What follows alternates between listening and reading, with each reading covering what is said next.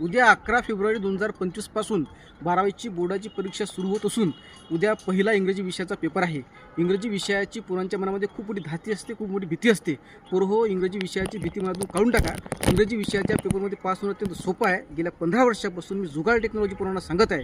त्या जुगाड टेक्नॉलॉजीचा उपयोग करा आणि इंग्रजी विषयाच्या पेपरमध्ये सहजपणे पास व्हा.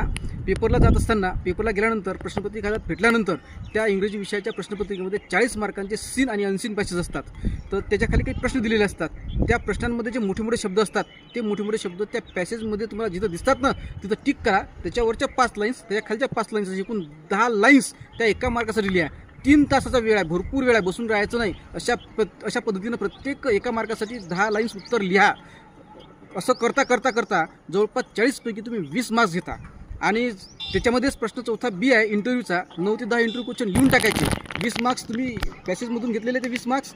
इंटरव्ह्यूचे 4 मार्क्स झाले 24 मार्क्स. आणि प्रत्येक कॉलेज स्तरावरती 20 मार्क्स तोंडीचे असतात. असे 44 मार्क्स तुम्हाला मिळतात. याच्यामध्ये जर मागेपुढे झालं तर तुम्हाला साधारणपणे लक्षात ठेवा, 10 मार्कांचा बोर्डाचा ग्रेस आहे. त्यामुळे पूर्व इंग्रजी विषयाची भीतीमधून काढून टाका, नकारात्मक विचार काढून टाका. तुम्ही इंग्रजी विषयाच्या पेपरमध्ये सहजपणे पास होता.